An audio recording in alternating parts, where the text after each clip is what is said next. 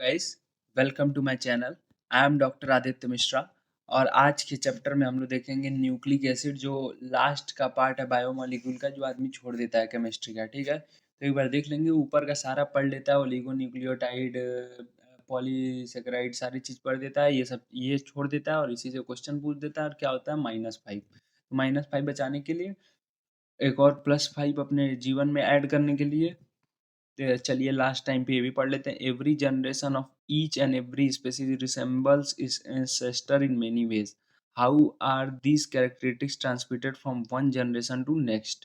It has been observed that nucleus of the living cell is responsible for the transmission of inherited character, also called heredity. The particle in the nucleus of the cell responsible for heredity are called chromosomes, which are made up of a protein and another type of biomolecule called nucleic acid. ठीक है, these are many of two types: the deoxyribonucleic acid and ribonucleic acid (RNA). Since nucleic acid are long chain polymer of nucleotide, so they are also known as polynucleotide. Chemical composition of nucleic acid: complete hydrolysis of DNA or RNA yield a pentose sugar, phosphoric acid and nitrogen containing heterocyclic compound, ठीक है, called bases।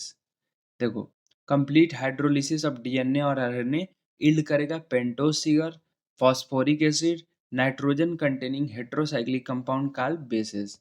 In DNA molecule the sugar moiety is beta D2 deoxyribose, whereas in RNA molecule it is beta D ribose।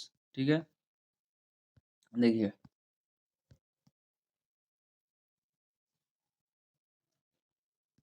in DNA molecule, the sugar motility is beta D2 deoxyribose, whereas in RNA molecule, RNA में ये होगा beta ribose, beta D ribose, और DNA में क्या होगा, DNA में beta D2 deoxy ribose. ठीक है, अब देखिए, DNA contain 4 bases: adenine, guanine, cytosine, and thymine. RNA contain 4 bases. The first 3 bases are same as DNA, and the fourth one is uracil। ठीक है, अब ये देखिए, एडेनिन हो गया, adenine.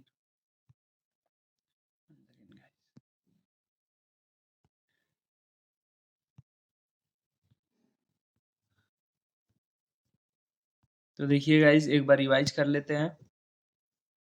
Structure of nucleic acid, देखिए, न्यूक्लियोसाइड होता है और न्यूक्लियोसाइड वो पेंटोज शुगर वगैरह वगैरह, position of sugar first position पे होता है। और जब शुगर कार्बन पे 1 2 3 पे डिस्टिंग्विश बेसिस पे, जब देखिए, जब फॉस्फोरिक एसिड लग जाता है तब ये न्यूक्लियोटाइड हो जाता है। पहले रहता है न्यूक्लियोसाइड, और जब इसमें फॉस्फोरिक एसिड ऐड हो जाता है तो ये क्या हो जाता है, न्यूक्लियोटाइड। टाइड, सरफ वाला टाइप। ठीक है, अब ये देख लीजिए, स्ट्रक्चर ऑफ न्यूक्लियोसाइड है और इसमें फॉस्फोरिक एसिड लग गया, ये न्यूक्लियोटाइड हो गया। ठीक है, nucleotide are jointed by phosphodiester linkage between 5 and 3 carbon atom of pentose sugar. The formation of typical dinucleotide is shown. अब देखिए, ये मिलाकर फॉस्फोडाइस्टर लिंकेज लग गया और ये बन गया formation of dinucleotide. A simplified version of nucleic acid chain is shown below. Phosphate के साथ ये लग गया। Information regarding the sequence of nucleotides in the chain of nucleic acid is called primary structure. ठीक है, nucleic acid have secondary structure also. James Watson and Francis किग gave a double standard helix structure for DNA. Two nucleic acid chain are bound each other and held together by hydrogen bond between the pair of bases. The two strands are complementary to each other because of the hydrogen bond are formed between specific pair of bases. Adenine form a hydrogen bond with thymine, while cytosine form a hydrogen bond with guanine. यही सब है nucleotide nucleoside. तो एक बार आप revise करिएगा, ये structure सारे देख लीजिएगा, कभी कभी पूछ देता है। ऐसा मैं ये नहीं कर रहा हूँ एकदम 100%, बट हाँ, यहाँ से चांसेस रहते हैं, तो रेडी रहिएगा इस